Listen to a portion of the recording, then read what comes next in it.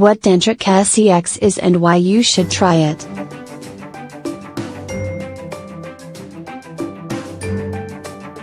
When you hear the word Tantra, what instantly pops in your mind?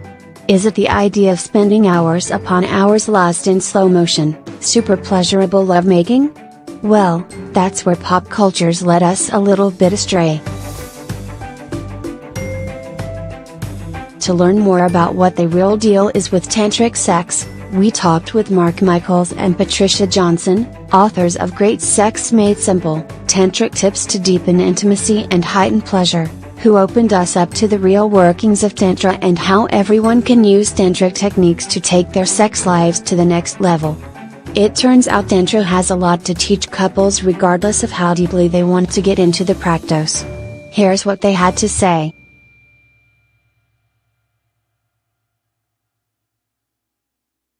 She knows, Sting became known for his comments on Tantric sex and how he made love for hours. How did he get it wrong?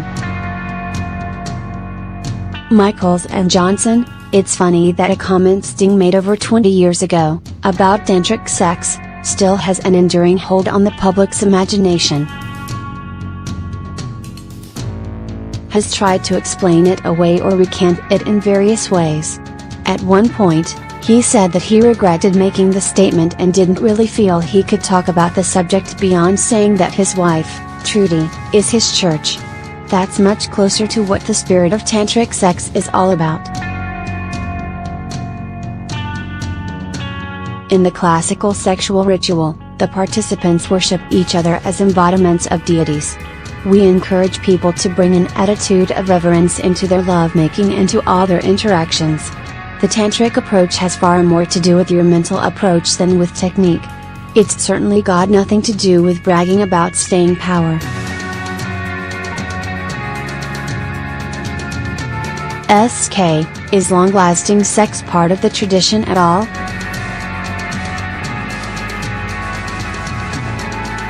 M&J, prolonged lovemaking is part of the tradition. The Tantrics of old recognized that orgasm can be a mystical experience, often the most readily accessible mystical experience of all. During orgasm, the mind goes quiet, and you may feel a sense of merger, be it with a partner or even with all that is. For most of us, the transcendent potential in sex is something that's experienced only briefly, during the orgasm itself.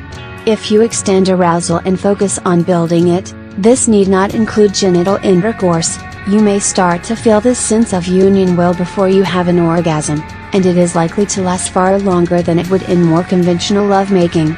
So making it last is a means to an end, not an end in itself.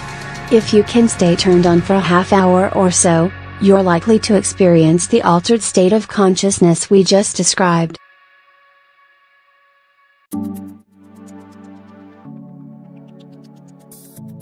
Here's how to incorporate elements of Tantric sex into your own bedroom. 1.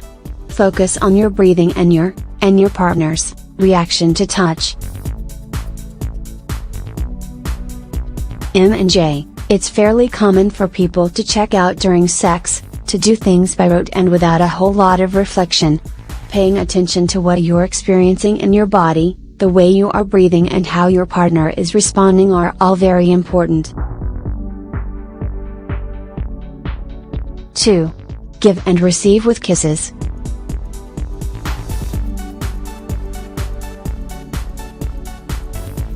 M&J, to take this a step further, people tend to interact sexually based on a set of tacit understandings, basically, I'll do you for a while, and then you can do me, and if we're lucky, we'll both have a good experience. We encourage people to separate giving and receiving in a very methodical way. For example, it's great to experiment with giving and receiving kisses. Take a couple of minutes and allow your partner to kiss you and explore your mouth with his tongue. Then reverse roles. When you're kissing, see how fully you can give yourself over to the active role. When you're receiving, surrender to the experience completely.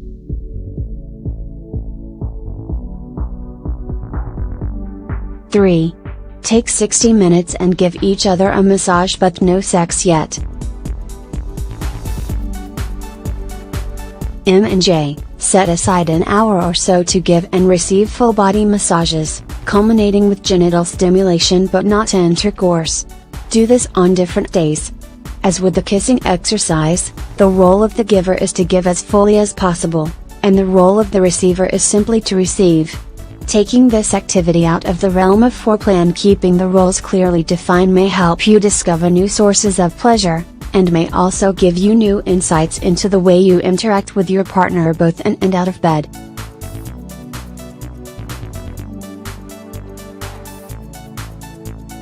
Four. Break a taboo by just talking about sex.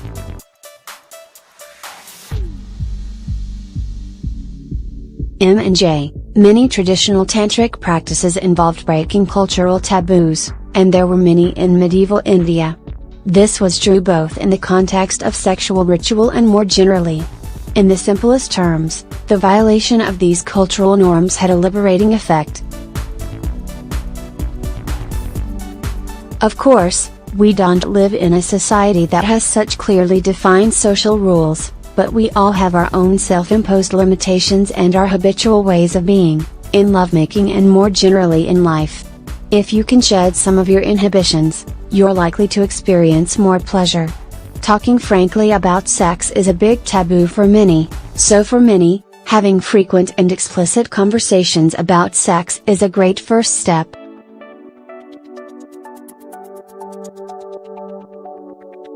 Five. Explore a personal sexual taboo together.